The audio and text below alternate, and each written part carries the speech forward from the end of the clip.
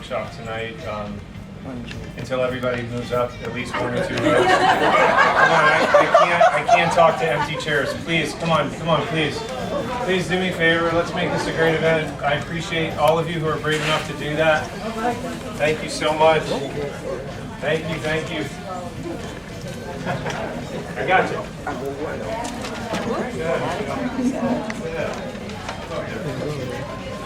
Oh.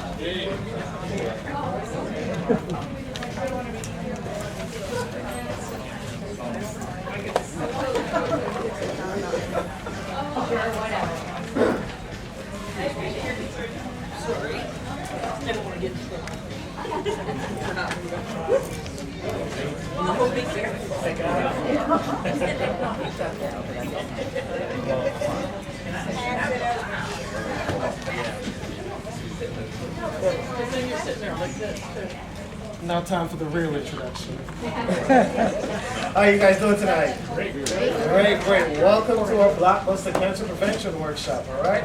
So, show of hands. Who's ready to learn how to improve your immune system by 300%? No, that's right. Keep your hands up, all right? What about learning how to energize and cleanse your body naturally? We all want to learn how to prevent the third leading cause of death in the U.S., right? Well, you're in the right spot, okay? So, of course, our speaker tonight is Dr. Yachter. Dr. David Yachter, of course. Now, Dr. Yachter is a graduate of the University of Florida and also Life University, where he graduated with his Doctor of Chiropractic degree in 1993. And he's been a licensed practicing physician for the past 22 years. Now, he's been the president of the Florida Chiropractic Society. He's also been awarded multiple awards, such like Chiropractor of the Year in 2006 and 2007, really for his leadership ability and his passion for community development. But I would say his greatest achievement is probably his kids and his wife, all right? So guys, without further ado, please help me introduce Dr. David Yachter.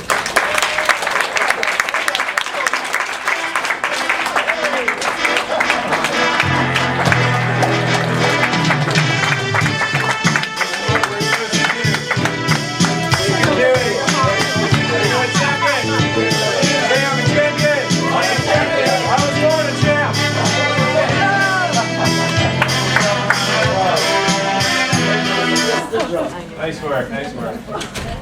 All right, welcome again. I'm Dr. Yachter, if we haven't met. I'm going to be your host for tonight. We're going to go over our cancer prevention workshop. Any of you guys have been to workshops before in the office? Raise your hand. All right, give yourselves a pat on the back. Raise your hand if this is your first workshop ever in our office. Good. Got a handful of people. Give them a big round of applause. All right. We are proud of you. Good. Okay, so we promise we won't let you down tonight. We have a saying in our office, when you stop learning, you stop growing. And when you stop growing, you start dying. That's right. That's why we're always here every month. We've been doing these workshops for probably 20 years or more. And some folks have been to workshops almost all that time. Deborah's one of them. So some of you guys have been to, right, Denise, 50, 60, 100. Michelle, you've been to over 100 workshops? Yeah, so it's a cult. That's it. Let's just call it what it is. You'll always get something new, and the same goes for tonight. You won't leave disappointed. So for those of you guys who are under care here, and obviously you know what the most important part is, not correcting your spine or fixing the problems, but maintaining it, staying well. And there's a good, healthy population on the planet called maintenance wellness chiropractic patients. These are folks who go for a regular spinal checkup, really something that you should always do, just like you go to a dentist to prevent cavities. You go to a chiropractor for a regular checkup just to make sure you stay well. And so that's what this refers to. If you come to 6 or more workshops, after you've completed your corrective plan, you can get up to a 10% discount on your continued maintenance care. So keep track of all the workshops you come to. If you come to 6 or more, then you're eligible for that. And next month's workshop is diabetes reversal and blood sugar control. Whether you're diabetic or not, you have to understand if you're doing what most Americans are doing, you're either diabetic, and if you're not diabetic, you're pre-diabetic, you're on your way. Aside of that, even if you're eating good, this one has everything to do with controlling insulin, which just so happens to be the key to keeping your weight down. How many of you guys want to stay thin, healthy, or lose weight and feel great for the rest of your life, then this would also be a good recommendation for you. So that's the date, Thursday, November 12th. Dial it in your calendar. We have these little workshop cards that kind of print out the dates for the rest of the year as far as which workshops are coming up. So keep your eyes out for that. Speaking of eye-opening, the facts that have to do with cancer is 1 out of 2 men, 1 out of 3 women are going to be diagnosed in their lifetime. The question, you know, what everybody says is, well, it's not going to happen to me, until you're standing in front of a doctor saying that, hey, I don't like the way things look. And what we're going to talk about tonight is how to line up those facts. Every 2.5 seconds, someone's diagnosed with cancer. Is that insane? Every 4 seconds, someone dies from the disease. In the 1940s, it was 1 out of 16 people getting diagnosed. In the 70s, it was 1 in 10. And today, it's 1 in 3 overall. So it's not something that's getting better. Unfortunately, it's getting worse. And we're going to talk about, you know, because we're in Cancer Prevention Month, and we're seeing a lot of pink and fundraising and stuff like that. And we're going to look into where, you know, that's all going and where it's coming from and what that all means and how it relates to this. Because, you know, we want to, you know, make sure that we are supporting causes that are going to preventing this or actually correcting the cause of it. So, what is the cause of cancer? Obviously, when they find a tumor, that's just the tip of the iceberg. Long before cancer is diagnosed, it's really developing for the better part of a decade before it's actually diagnosed. You guys know that, right? When they tell you your tests are clear, your mammogram's clear, your prostate exam is clear, it doesn't mean that you don't have cancer. It just means that the cells have not multiplied to so many billions where it's actually detectable. Usually it takes at least 10 years, 4 to 10 billion cancer cells for a mammogram to detect it, and usually by the time they do, many times it's too late. What causes that or allows cancer to go uncontrollably, making more and more tumor cells or cancerous cells is things that depress your immune system, like stress, something we all have. Poor oxygenation, which would be caused by maybe not exercising often enough, right? Toxicity, which can come in the form of many things. Many of you guys know that the household items that you use are toxic, right? There's toxins in your food. What if you didn't know that there are maybe prescription drugs or over-the-counter drugs that you're taking that are actually causing cancer? Maybe a good idea to learn which one of those that may be contributing. Deficiency, nutritionally speaking, can contribute to cancer.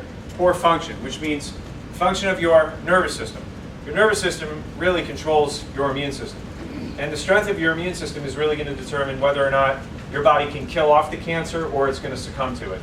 So these are the factors. Either your immune system's getting stronger or it's getting weaker, and you're either killing off cancer or you're building it. Does that make sense? Yeah. And so that's what the iceberg looks like. You know, by the time you have the symptoms, that's been long gone already. So let's talk about cancer-causing drugs, because who in the world would think that if your doctor puts a prescription in your hands, the last thing that should come of it is, you know, the likelihood of getting cancer. But if you came to our Heart Smart Nutrition workshop last month, what'd you learn about statin drugs? That they significantly increase your risk of what? Cancer. So again, we find ourselves in the position of them giving you a medication to prevent one disease, and what is it doing? Causing another. So that would be a perfect example. Another example would be something seemingly harmless like an ibuprofen. You know, they tell you to take 1 a day to keep the doctor away. It turns out, you know, it's a leading cause of kidney and liver failure and cancer. And this was from the National Journal of Cancer Research. They said if you take an ibuprofen a day for 5 years, you increase your risk of breast cancer by 50%.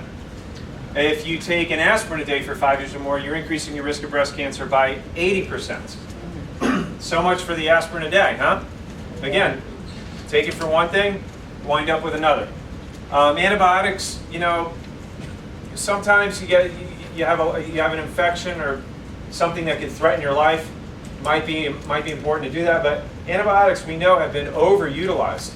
I mean, at the drop of a hat, somebody gets an ear infection or an upper respiratory infection or a head cold, and so many doctors just write your prescription, and so many people just take antibiotics like it's going out of style. You know, like several times a year or at least annually. If you know people who are having antibiotics at least annually, that's a good prescription for cancer.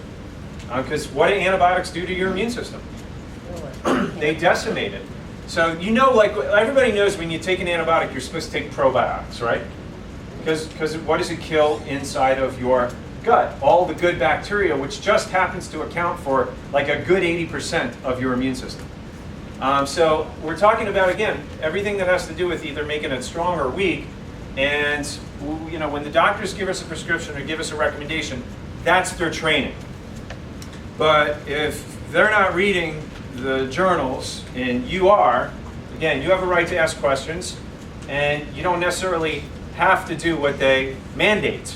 The doctors are there to give you feedback and recommendations, but ultimately it's your health, and you have to make the decision. So, a new study published in the Journal of Cancer Epidemiology, they showed that women who have long-term use of statin cholesterol drugs have between an 83 and 143% increased risk of breast cancer.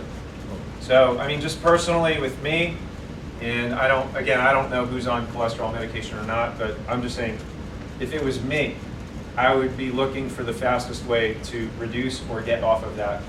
And if you did decide to wake up tomorrow and not take it, there are zero consequences for doing that. Does everybody understand that? There's zero increased risk for a heart attack or heart disease if you stop cold turkey on your cholesterol medication. And I do have the medical literature to back that up. Again, I can't tell you to stop doing that, but I can tell you, you know, what the options are on that. So, many of you have told me that you've invited your friends, or some of you guys may have gone through conventional treatment for cancer, whether it be chemotherapy or radiation. You know, sometimes it's successful, many times it's not. We all know that these treatments have devastating side effects when you go through them. Radiation in particular, heart problems, lowers your white blood cell count. Your white blood cells are part of your immune system. So, and radiation actually weakens your immune system, and if it does, what does it do to the likelihood of the cancer coming back? Yeah, so it may be called successful when you can radiate and shrink a tumor or kill it with chemotherapy, but if you're killing the immune system of that host and you're increasing the likelihood of the cancer coming back, long term, what are the survival rates? Well, the research shows anywhere between 2 to 5%. If somebody lives 5 years after they've been treated with radiation or chemotherapy, like in the latter stages, like, you know, full all-out treatment, then that's considered a success and a survivor if they go 5 years. Going beyond that is more or less like a miracle. It does happen, but it's unusual.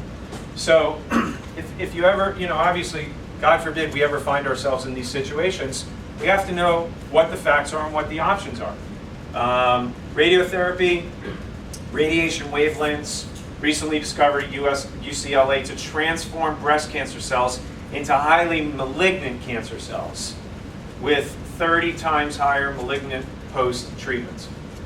So again, the ultimate question is, which is worse, the disease or the treatment? That's the big question.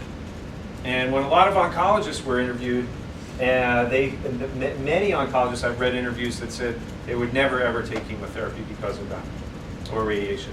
And there are a lot of other alternative means, and personally I haven't been through it, but I have very close colleagues that have. Somebody recently in my church was diagnosed with a serious advanced form of cancer, and they wanted to do chemo on it. He did have it cut out, but he was warned if he didn't have chemo that he would be dead. And he went and did the same treatment that one of my colleagues, who was a partner of mine in Elevation Health, one of the founding members, who went over to Spain and had the same treatment, and he's cancer-free still 6 years later. And he had stage 4 malignant melanoma. Okay? So this stuff exists. It's not conventional. A medical doctor, an oncologist, a conventional medical doctor who's not trained or skilled in that will not offer that. Doesn't mean that the other treatments are not valid, but everybody should have an awareness of that because we never know, God forbid, if we find ourselves in these situations. Mammography. I don't want to know who goes for mammograms every year or who doesn't. That's up to you. We don't need to take a poll, but it's very common. People do that. And of course, it's based on recommendation from doctors. But the science and the research that's emerging today shows us that it's not very effective in saving lives at all. This is old research, said premenopausal women undergoing annual screenings over a 10-year period, highly sensitive to radiation. Every time you do one, you're increasing your risk of 1%, cumulative 10% over 10 years. Every time you have a mammogram, it's 200 times more radiation than an X-ray. I don't know if you knew that. Last year, there was the longest study ever performed on mammograms, found no benefits. And one of them came out of the Lancet, the medical journal Lancet Oncology, most prestigious medical journal in England. And here's what they said: when they analyzed in terms of population benefit, randomized controlled studies, and they achieved the numbers of women screened to achieve less than 1 death per year, ranged from 7,000 to 63,000 to infinity. So about 5% of screening mammograms are positive or suspicious, and 80 to 93% of those are what? False positives, which do what? Cause anxiety, right? Stress, and what does that do to your immune system? And your and your likelihood of actually being diagnosed of a real cancer. And then some of these, women are subject to all types of procedures, brutal procedures, which, obviously were not necessary if they were false positives. So you see how we can kind of get ourselves into a mess out of a screening campaign, where people are pushed into or pressured into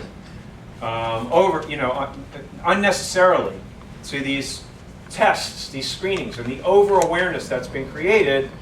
And now you can kind of see why. There's big business in this screening, the breast cancer screenings. There's huge business. And who do you think actually started the whole marketing campaign for breast cancer screenings? Who would you think would benefit from that if they're the ones that are giving the treatment? The drug companies, yeah, the makers of tamoxifen and all the breast cancer drugs, yeah. So, prostate cancer, the guy who invented the PSA test, Dr. Alban, he said that PSA testing cannot detect prostate cancer, and more importantly, it can't distinguish between the two different types of cancers, the ones that are dangerous, the ones that aren't. Your elevated PSA is a normal part of aging. What can make PSA elevate? Does anybody know? Infections. What else? Medication. Benign prostate enlargement, which is totally benign and is an actual normal part of aging. And ibuprofen, if you're taking pain relievers, can elevate that number. You do that one night, and then the next day you go for a PSA test. It could be off the charts. And by the way, men who have high PSAs can absolutely have perfect prostate, and people who have low PSAs can actually have cancer. So it's created a big mess, and he was quoted as saying he never dreamed that his discovery decades ago would lead to such a profit-driven public health disaster. Yeah. So race from the cure, it's supposed to be race for the cure, but why is it running from the cure? Because, again, we're lining people up for the screenings, and in many cases causing these false positives, and when there's false positives, they go in for treatment.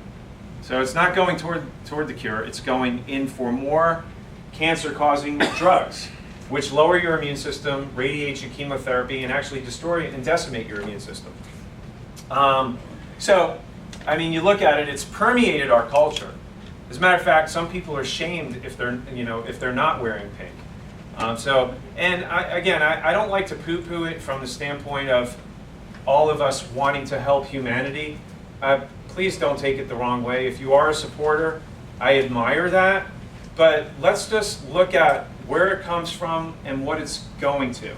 There's a difference between helping people and really understanding the cause of what an organization stands for. I admire people who want to help other people, but for a lack of knowledge, people perish. Very few people understand where this started and what it's all about. And it's just become a social phenomenon, and nobody really understands where it started. 1985, breast cancer awareness, originally founded by AstraZeneca, who manufactures Arimidex and tamoxifen. Did you know that? Yeah. Since then, we've seen, a quarter of a century of fundraising? Billions and billions of dollars. In 1971, President Nixon declared war on cancer. How much closer are we to solving that problem? No, because the money is going in the wrong direction. Why don't we put more money into public education, in showing people how to correct their lifestyle and prevent the cancer instead of just treating it with, chemotherapy at the cost of tens of thousands of dollars, which leaves you physically and financially and emotionally bankrupt. Why? The cancer industry is a very profitable industry. Does everybody understand that? Okay, I'm not being biased, it's not opinionated, these are all facts, guys. I just want you to have an understanding of, how the system works. And this is it. AstraZeneca's top-selling breast cancer drug, tamoxifen. And I see people coming in on this, and I'm like, my gosh, Lord, give me grace so I could at least open the door to discussion. It's been shown to cause liver, leukemia, liver cancer, uterine cancer, gastrointestinal cancer.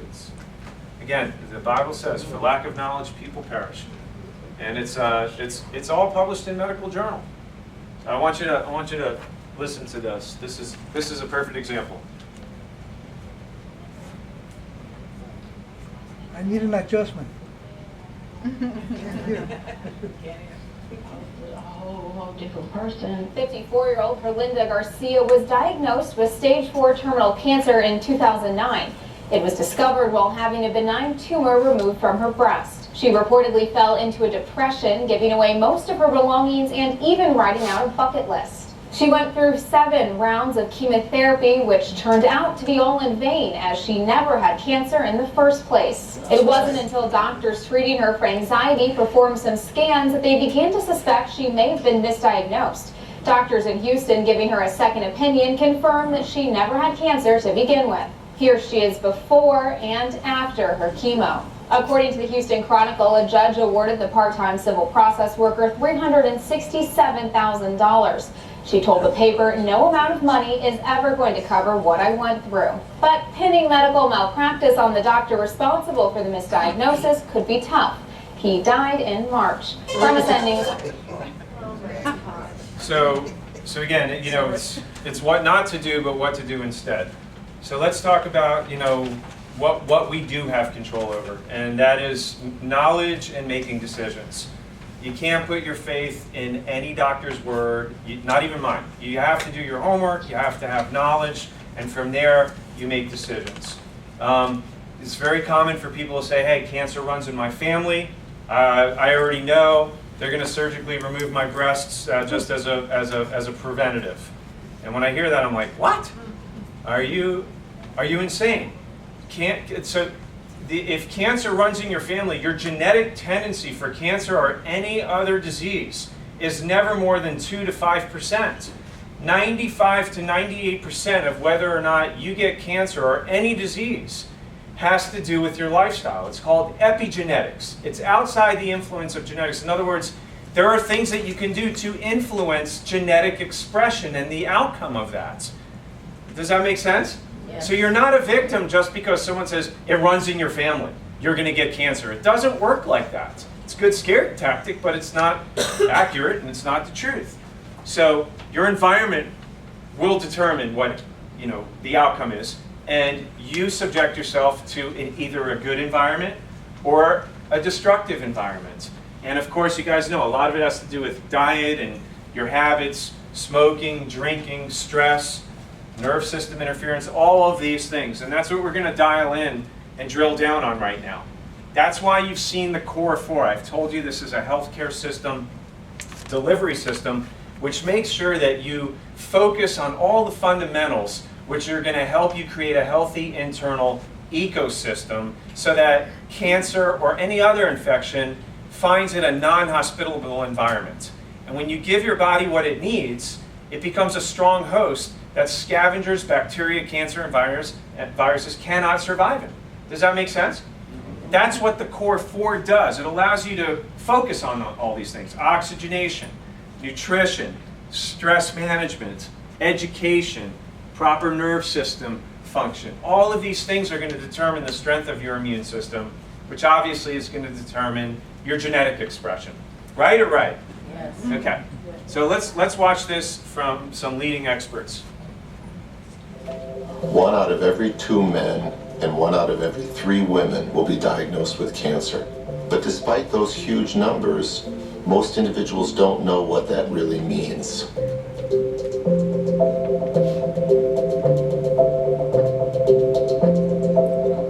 At the simplest level, cancer or cancer cells are cells that have lost the ability to follow the normal control that the body exerts on all cells.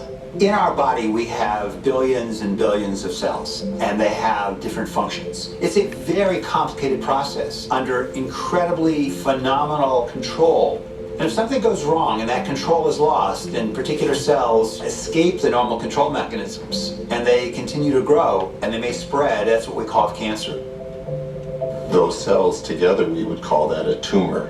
Specifically, cancer is a malignant tumor, and we call it malignant because not only can it invade into adjacent organs, but unfortunately a cancer can spread to other tissues, and that can be life-threatening. Cancer can actually occur anywhere in the body because there are cells everywhere in the body. In women, one of the most common cancers, of course, is breast cancer, and in men, prostate cancer. And in both men and women, lung cancer and colon cancer are common cancers. It's important to understand that the cancer that occurs in one individual is very different than the cancer that occurs in another, just like those individuals are different. So a lung tumor in one person will be very different from a lung tumor in another person. Once the diagnosis of cancer is made, of course, the next obvious question is, what do you do about it? Well, here's a good answer. Don't land there in the first place, right? My wrestling coach once told me, how do you get out of a full Nelson? Well, you don't get in one in the first place. That's how. So, the couple things, the doctor repeatedly said, it's when there's no longer control. The cells are out of control of the normal mechanisms that run and regulate the body. Did you guys hear that? So the cells have basically gone rogue. They're doing their own thing. They're completely out of control and now spreading like wildfire. And when cells actually proliferate and divide and multiply and proliferate without a specific function, that's called cancer. And the only reason or way that should happen is when they're no longer connected to the brain, telling it what to do, what its function is.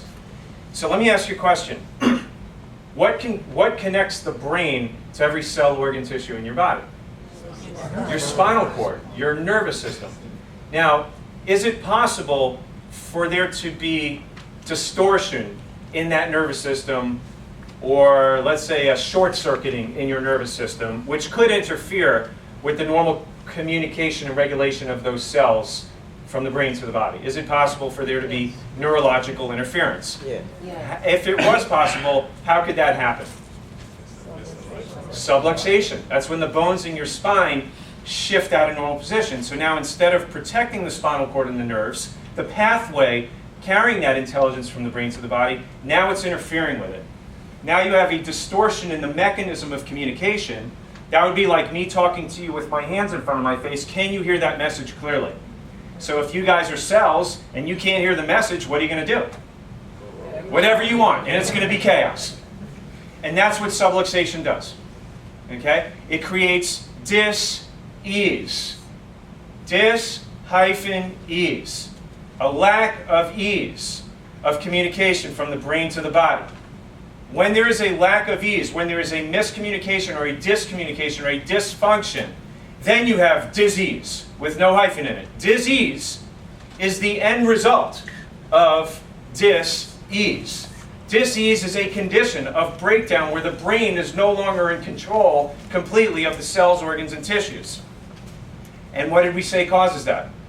Subluxation. Is that a good enough reason to have your spine checked for the rest of your life? Yes. Because if you have dis-ease, what's the likelihood that you're going to have cancer cells being made as opposed to normal cells? Yeah. What do you think, just maybe people who are under long-term chiropractic care, do you think they might have a lower risk or incidence of cancer? Have there been studies done? Yes, there have.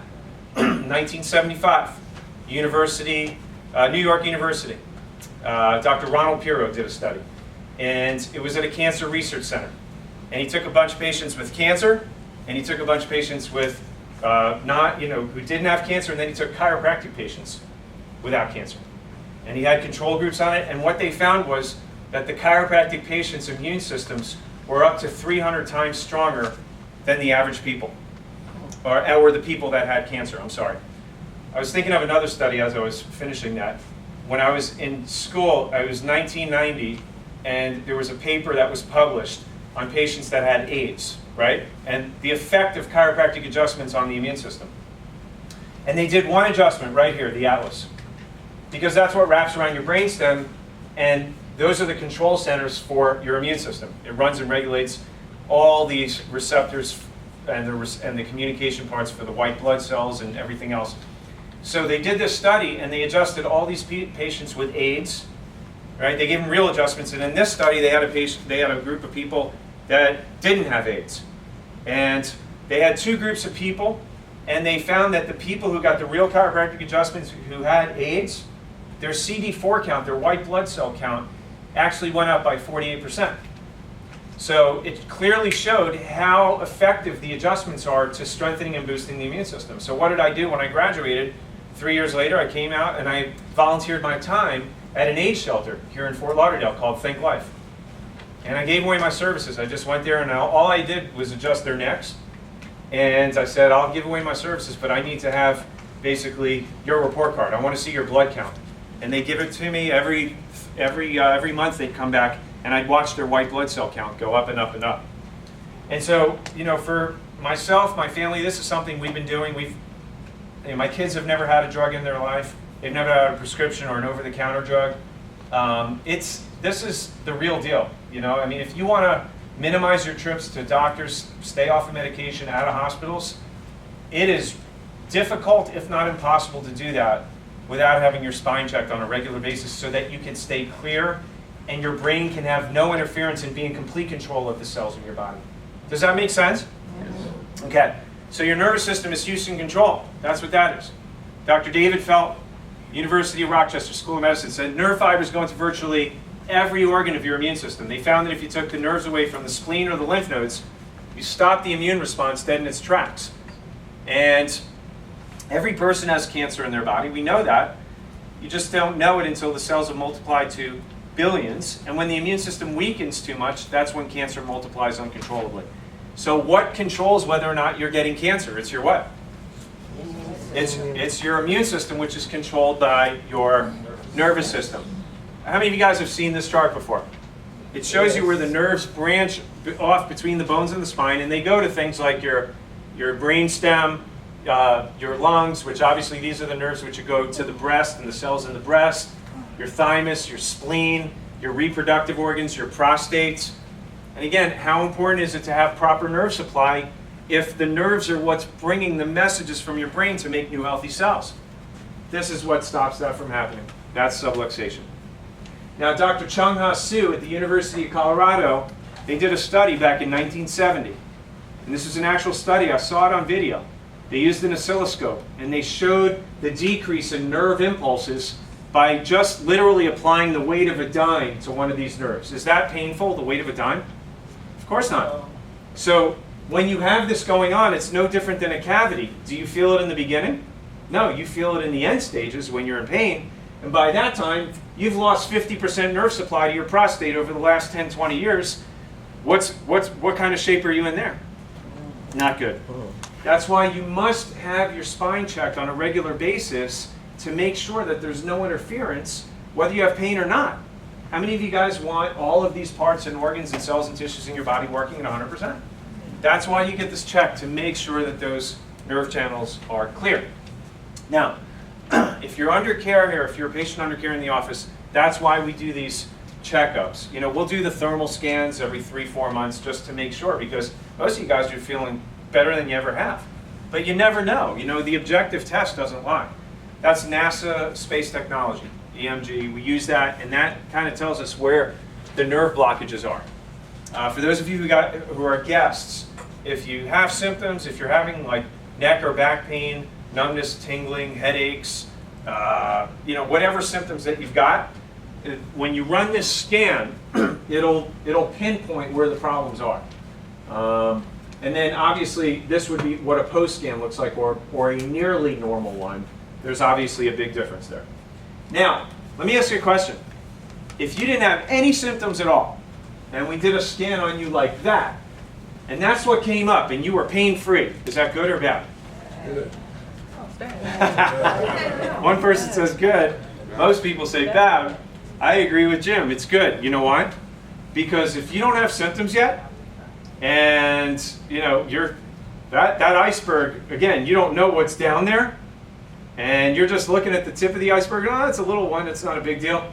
But yet this shows us what's beneath the surface long before you feel it, and it shows us pressure on the nerves, shutting that down, maybe going to your prostate or your reproductive organs. And you now just found the cause of cancer 10 years before it's diagnosed. Is that good or bad? Yes. So from a preventative standpoint, how valuable is this if it can actually help us find and correct the cause of disease before it has a chance to develop? What is that worth? Yeah. So for those of you guys who are guests, if you've never had this done, if you'd like to do that, they have a coupon for you at the front desk. You can have that nervous system evaluation. It's normally a $100 value. We sit down, we do your exam. We'll do the thermal scan and tell you what things look like. And just see them at the front, and we'll make sure that you're taken care of. I know everybody else who's under care here is. So let's take a moment to Deborah. Are you coming up? Yes. Are you? All right. So we have some awards. We just want to recognize some folks here. These are people with perfect adjustment attendance. And these are folks who are just very highly committed to their care. They never miss an appointment. If they do, they very courteously call up the front, and they'll talk to Tamara or Deborah, and they'll get them rescheduled, keep them on track. We love seeing people get great results. So we just want to show our love and appreciation for these folks. Alyssa Salazar, stand up, please. Marjana and Susie, Robin, and Carlos Colon. You guys stand up. At least you're right. Stand up. Everybody give them a big round of applause. Good. We are crowning them with medals of honor. You got one right there for Susie. Good. Awesome. And then we have another special one for 6 or more workshops. And this is kind of what it looks like. This is our Elevation Health University Core 4 degree. And this goes to none other than Tanya Satchel.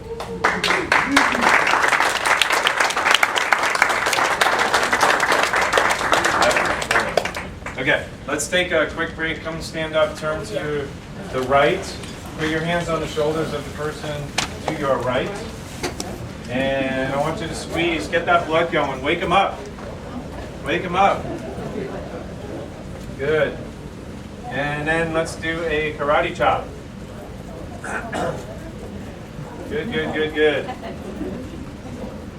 All right, turn around, love your other neighbor. There you go. Thank you. Good, karate chop. Awesome. Good job. All right, give yourself a round of applause. You can throw that out.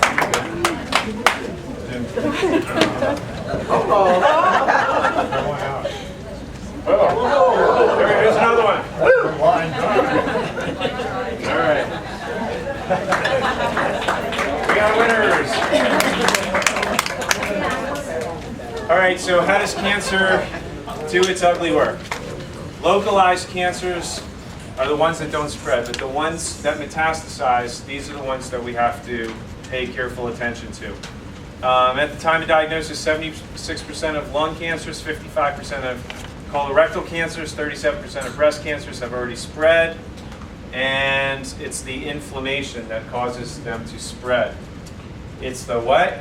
Inflammation. Raise your hand if you've heard that word before. Inflammation, really, really important. A lot of different things cause inflammation. One of them you guys know is sugar. We've talked about that a ton. But there's a lot of other things also, like sleep and sleep deprivation. Now, sleep deprivation causes hormonal dysregulation. How many of you guys have heard of cortisol? Okay, so cortisol, when cortisol goes up, so does your waistline. So it causes insulin levels to go up. And when insulin goes up, your body turns into a full-time fat storing machine. Okay? But when insulin levels go up, so does it triggering inflammatory responses. And remember, the more inflamed your body is, the more you have a chance for things to metastasize and spread. How many of you guys like to exercise? Okay, how many of you guys exercise almost every day of the week? All right, so pay attention, y'all, because I had to learn this also. You can over-exercise. And I've seen a lot of people who are health nuts, and they're some of the unhealthiest people that you'd ever meet. People who run marathons, bodybuilders. It's when you don't listen to your body and you don't give it time to rest and recover. It's the same exact thing. Your body triggers pro-inflammatory compounds called cytokines when you're not rested and relaxed. So I'm one of those folks. I work out 6 days a week, and I used to just work out based on my routine. Now I do it based on my body's routine. And how I know that is when I wake up every day, I have a heart rate monitor which tells me my heart rate variability. Your heart rate variability can be measured by a simple app on your iPhone. And you wear a heart rate monitor, it's connected by Bluetooth. It takes your heart rate, but it tells you whether or not you're sympathetic dominant or parasympathetic dominant. And guess what? Cancers gravitate toward one or the other. Most cancers are either parasympathetically driven or sympathetically driven. And so when your body is out of balance, like mine this morning said, you're in sympathetic overdrive, you may want to consider deep breathing or active recovery. Okay? So what did I do? I listened. For the most part, right, John? For the most part. So John comes over and he trains my kids. He's a self-defense instructor. And so we did whatever, 3 60-second, rounds sparring. But other than that, I went for a brisk walk and I didn't lift weights. But if I was to listen to my routine, I'd just be hitting the weights and overtraining. And I did that long enough to know that sometimes a workout leaves me worse off than if I didn't do it at all. How many of you guys have ever experienced that? You feel worse after you work out than if you didn't. Well, that's overtraining. That spreads inflammation and lowers your immune system and increases your risk for what? Cancer. Isn't it time we all started listening to our body? How simple is it? I mean, if you're an ogre like me, who would normally just drive through it, now you have technology that can help you. And so I'm thankful for that. It's working really good for me. I would recommend it. Belly fat, absolutely lethal, and here's why. You've got a lot of fat around your belly. Research indicates that you've probably got a lot of visceral fat too. The visceral fat is the fat around your organs, around your liver, your gallbladder, your heart. If your organs are suffocated and strangulated in abnormal adipose fat, it's showing that that secretes the most amount of inflammatory cytokines. That's why when you have a high BMI, it's almost a given. If your BMI is over 30, you're getting either heart disease, cancer, or diabetes, because that's all driven by what?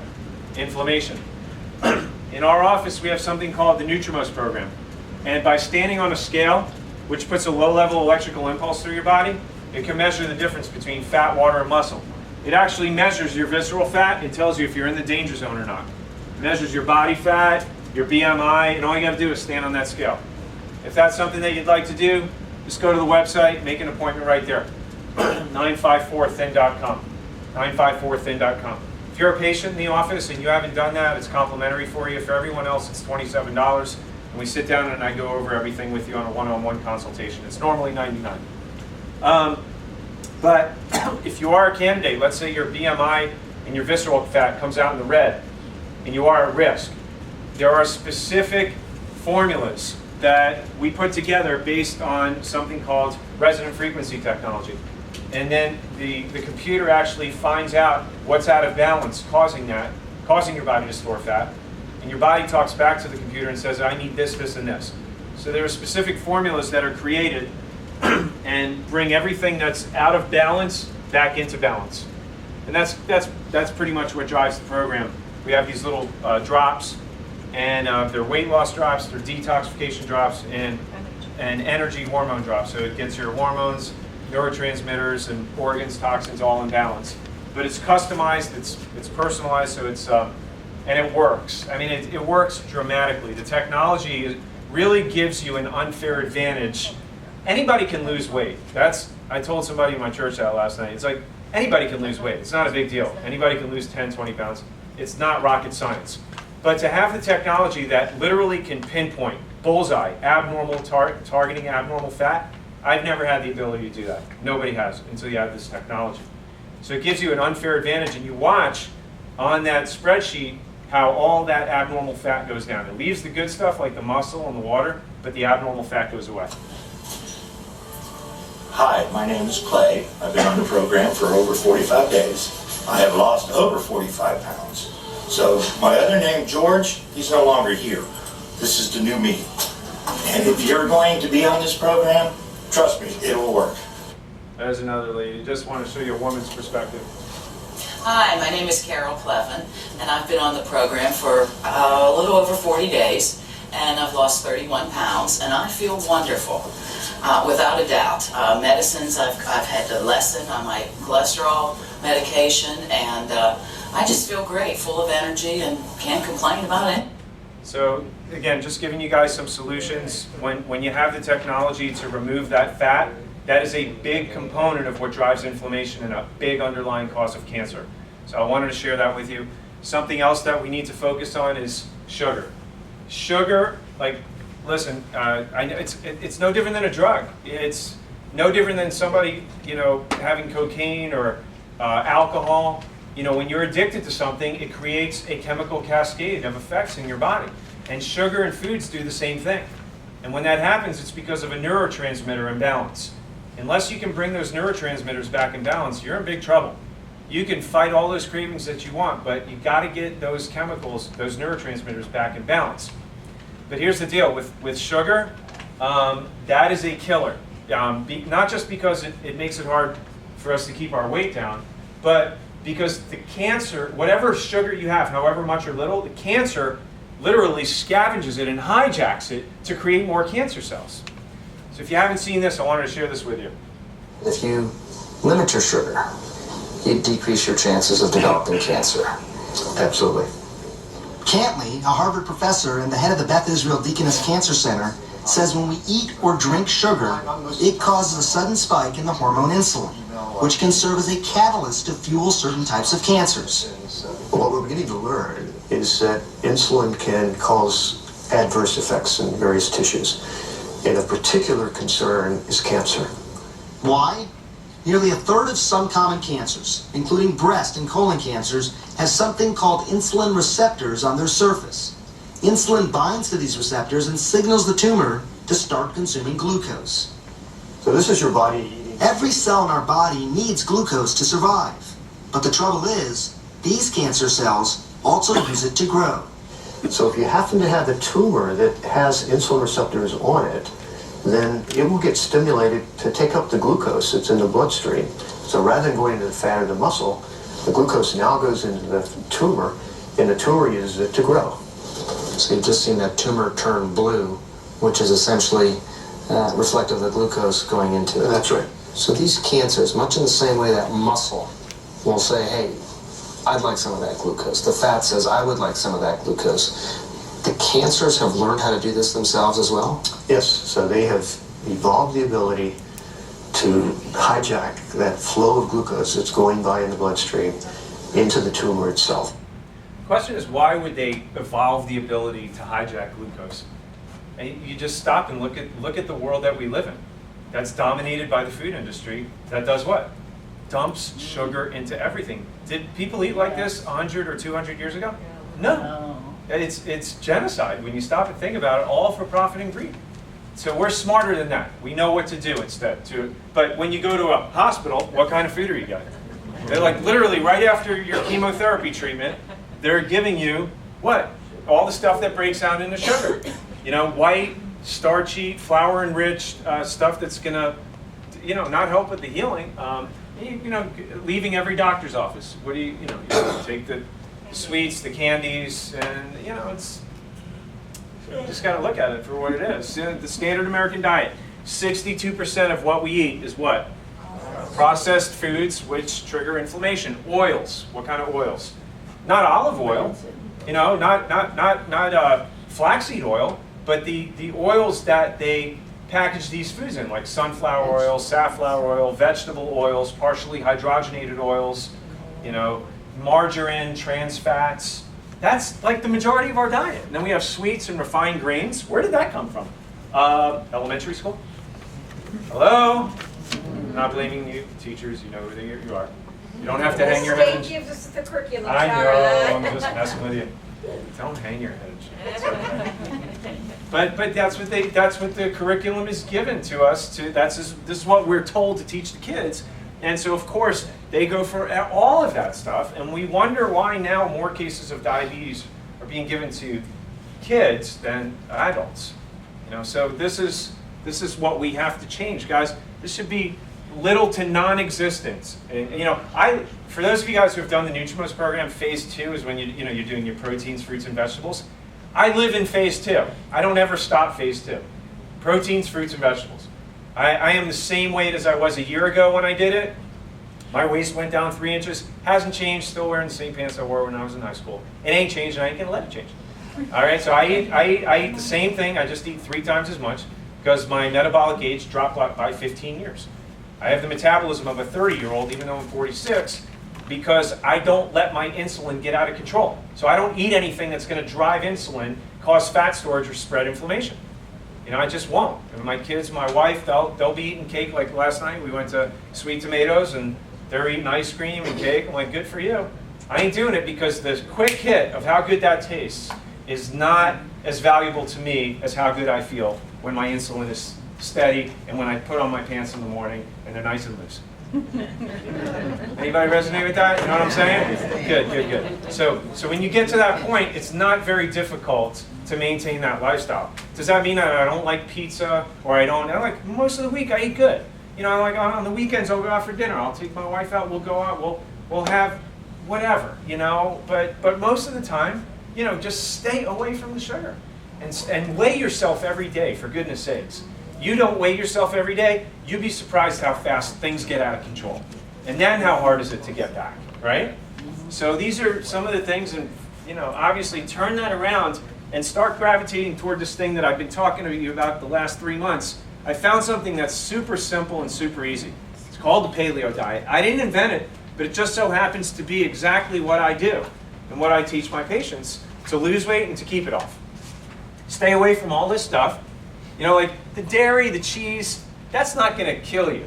But again, it's acidic in nature, which, you know, really triggers inflammation at a cellular level. And all the other stuff is obvious, but, you know, you want grass-fed instead of grain. You want, you know, fatty fish that's not farm-raised. And you got your nuts and your eggs, which is, by and large, probably bang for the buck, the best food that you could eat, regardless of how high the cholesterol is. Remember, if you're at the workshop, that cholesterol helps prevent heart disease, not create it. And then you got your low sugar fruits and all your vegetables, you know. Your vegetables and your good oils should be the 60% of your diet, not the breads and the pasta. Right or right? So, when it comes to cancer, if there's one thing that you leave here with tonight, it's this. It's not the seed, it's the soil. Louis Pasteur said that on his deathbed. The germ theory was the biggest hoax that he ever perpetuated on mankind. Because if it was true, there'd be nobody living to talk about it today. The germs don't cause disease. It's the host that makes the germ a viable place. And it's the same thing with cancer.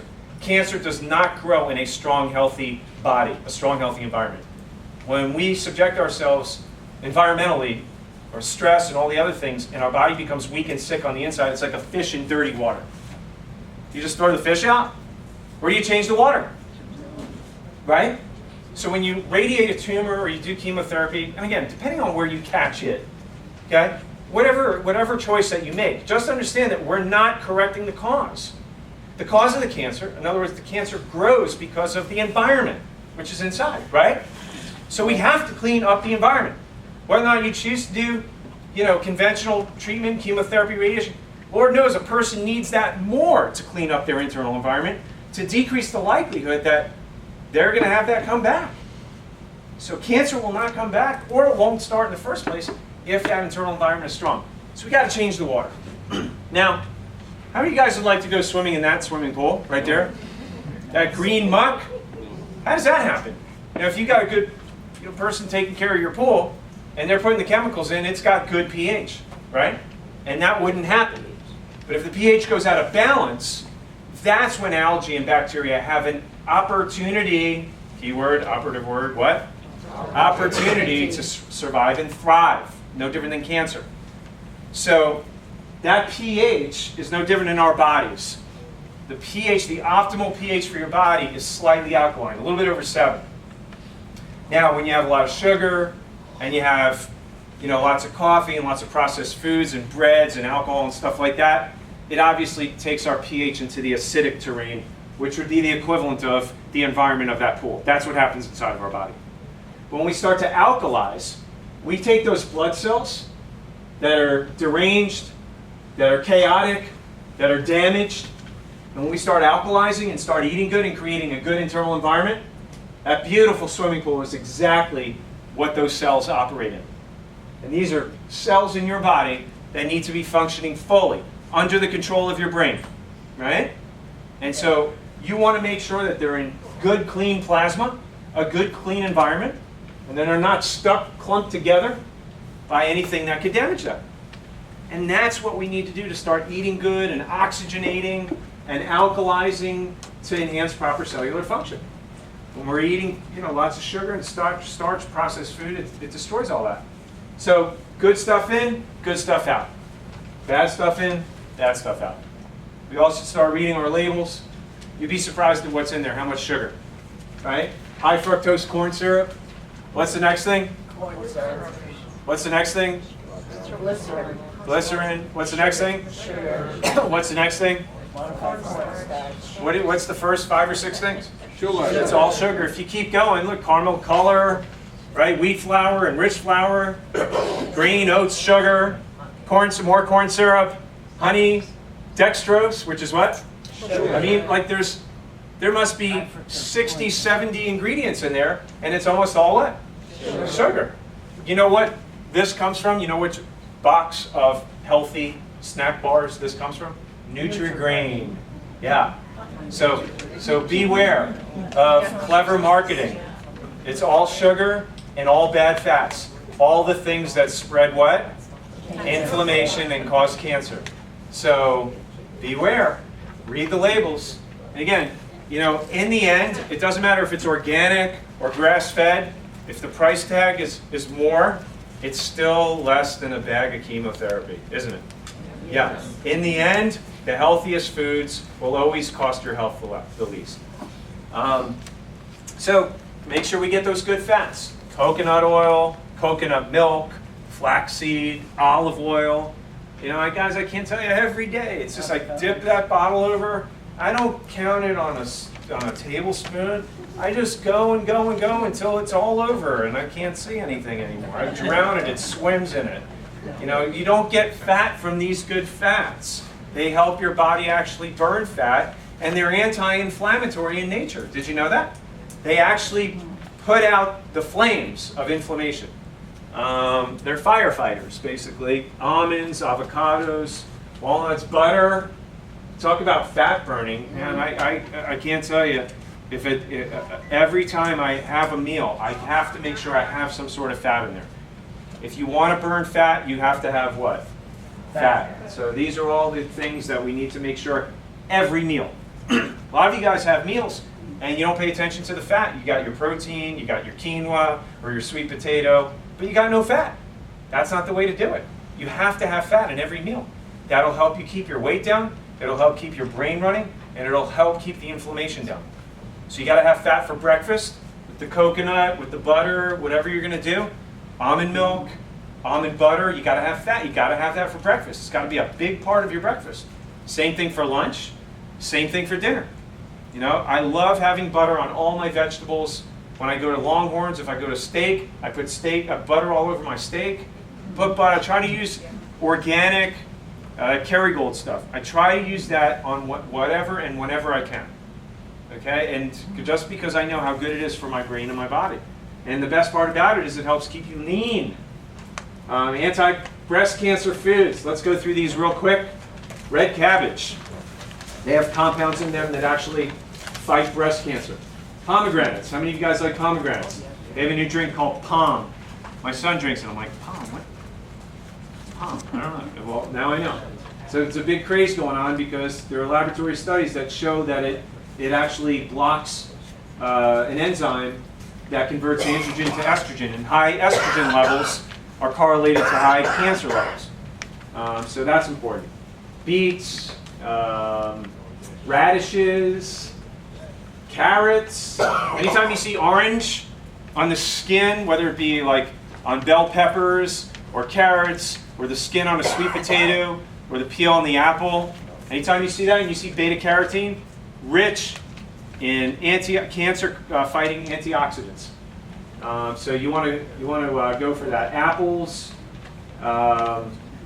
sweet potatoes, as I said, and grapes. Go for the dark ones, the red ones, rich in antioxidants, so you get the same cancer-fighting components as wine without having to make yourself drunk.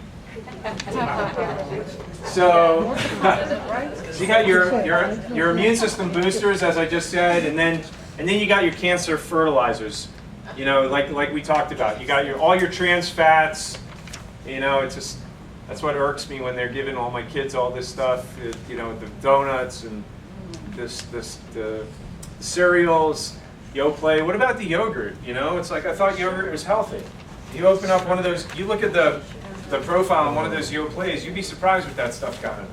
So you got, again, you look at the label and you'll be okay. So these are cancer fertilizers, and that's the sliding scale there. All right, finishing up with making application. Supplementation is also important. We talked about when you looked at the iceberg, there was something called deficiency, supplemental deficiency. There's usually a mineral deficiency, and then there's vitamin deficiency. There's a lot of ways to correct those. That's something that we absolutely target specifically on the NutriMust program. For those of you guys who want to have some general supplementation, just to make sure that you're, dotting your I's and crossing your T's, a great general daily, supplements are the shakes. Many of you guys know every morning, and I've recommended this to you guys. Every morning, start yourself off with a shake. And those shakes, whether it's the complete shake or the MetaClear, has 100% of all the vitamins and the minerals that you're supposed to have. That of a multivitamin, same thing. Only difference is with the MetaClear, it has the SGS component, which is one of the next supplements that we have. So the MetaClear has a lot of antioxidants and a lot of cancer-fighting properties in it. And again, that's just a bonus that you get from taking it every day. In addition to that, it has a very mild detox. And that's important also because what do toxins cause? Cancer. So you always want to be doing a detox, whether it be a gentle one on a daily basis or something on like a quarterly basis, like a deep, detox, like the detox packets that pull out, like mold and heavy metals and stuff like that. But if you're not sure, let me know and I'll direct you with that. Mariva, it has more evidence-based literature on this backing its use as a cancer fighter, anti-inflammatory than anything else. When it comes to this, there's a lot of patients that have joint pain, neck pain, back pain, shoulder pain, and stuff like that. More often than not, I'll see my patients who take this stuff have much less, if no joint pain at all. But for purposes of what we're talking about, anti-inflammatory, there's more literature on this than any prescription drug out there right now. And it's all natural. It comes from the Indian spice turmeric. And so I take 2 of these every day myself because it's anti-cancer, anti-metastatic. What does that mean? It stops the spreading of cancer cells. Anti-angiogenic, which stops new blood supply growth to feed cancer cells. And it also modulates cancer genes, which helps to shut off cancer genetically modified cells. So one of the most powerful, most fundamentally important supplements that any individual should be taking. I highly recommend it. I take it myself. Q-Best is CoQ10. We talked about this at the last workshop because of the heart muscle being so important. And if you're on cholesterol medication, it strips the CoQ10 out of that. But every cell in your body depends on the CoQ10. That's where it gets its energy from. So Q-Best, obviously recommended for cellular function and energy to help repair and regenerate and make sure that the cells are working normally instead of in a chaotic fashion, energy production. Okay, Coursera SGS. So if you're not taking Mediclear, this would definitely be an important part. If you are taking Mediclear, there's no harm in taking this. You cannot overdose on it. But basically, this comes from the sprouts and broccoli, the sulforaphane. One of the most powerful antioxidants in terms of cancer fighting that's out there right now. It helps with eyes, anti-aging, anti-inflammatory. They said it's good for your blood pressure, heart disease. Repairs damaged gastrointestinal mucosa, which is very, very important for rebuilding your immune system. Enhances detox, heavy metals especially. Where do heavy metals, how do people usually get toxic from heavy metals? From two major things today, which amalgam fillings, number one, and number two, vaccines, which most, if not all of us in this room have gotten them. They never leave your body. Thimerosal, mercury, Parkinson's disease, Alzheimer's disease, so definitely recommend this. And then you have your vitamin D. This has been published in many, many medical journals. When you take vitamin D to the tune of 5,000 to 10,000 international units, you can reduce your risk of breast, colon cancer, almost all cancers, by anywhere from 50 to 60%. So most of us have been told to take just 400 international units. Wrong. So if you're not doing at least 5,000 international units, all you do is take one of those a day. For yourself, kids can get a couple of drops of that. Everybody should be on this supplement. It's a no-brainer cancer preventative. Okay, so we always have a supplement suite to help you guys save money. These supplement suites were developed by the nutraceutical doctors at Thorne, the manufacturing plant, who private labeled us. And I went there and I met them all, and they brainstormed with us to help us make sure that anyone who invests their hard-earned money in this stuff, you want to make sure that you're getting the clinical effect that you're looking for. You can get any supplement from any store, GNC, but just remember, anybody can slap a label on a supplement.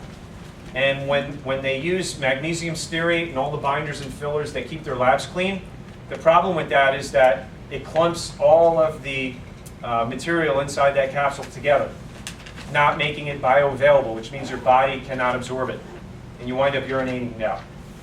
In particular, with all of these Thorne supplements, they don't use any binders and any fillers, which makes it the most bioavailable, purest form of these supplements on the planet. And that's why I take these. That's why I recommend them for you. And so again, they've been put together to address the study that we've done here tonight, which is what? Cancer prevention. All of these give you a powerful, proactive strategy in terms of being actively involved from a nutritional and a supplemental standpoint. We've given you some other things as well, but at the workshop, this is really the only time that you'll ever have to obtain a discount on any of the supplements. It's the only time we discount the supplements, just to incentivize you. I know some of you guys just come to the workshops because you want the discount, and that's okay also. But we only stock a certain amount for the workshop, so they're limited quantities, but you get a 20% discount if you purchase the supplement suite, all four of them together, and that's what is in your handout. And any other Thorne products, or if you want the shake or this or that, any individual, you can still get 10% off. But that's up to you guys. Hopefully you've gotten some good direction from the time we've spent tonight. Would you all agree that you learned something important tonight? Would you agree that everybody deserves to know this information? Yes. So I'm going to ask you if you'd be willing to help us out, because the way that people do business today, and this is the way that I do business, I look for people by referral, because there's good and bad in everything today, and it's really hard to find good people who care about the work that they do. And that's one thing that I pride myself on, my staff do, is the results of our patients. And today people look for reviews. If you would be willing to go on ratemds.com, we'll give you a gift certificate for 25% off. After you do it, come in, show us. You can have carte blanche to whatever you want. Same thing if you go on Google. go home, go on our website, go to elevationhealth.com and fill out a review. Go on Google Reviews, click right there, post the review, take a snapshot of it, show them. You'll get 25% off anything you want up there. And we want to reward you for helping us help others. It's really worked, by the way. Some of you guys have posted some really nice reviews, and we've had people come in because of that. And so that really makes a difference. And I love and appreciate you guys for that very, very much. So please take advantage of that. Make sure you get credit for tonight's workshop. Go ahead and stop at the front for the core supplements. If you're a guest here tonight, if you'd like to have that thermal scan, the nerve system scan, see them up front. They'll give you the coupon for the exam. Get your friends and family registered for next month's workshop. Thank you guys for coming tonight. Thank you. Love and appreciate you all. God bless.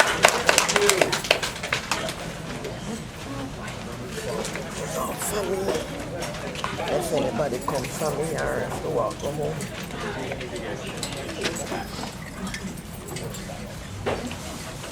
Thank you very much.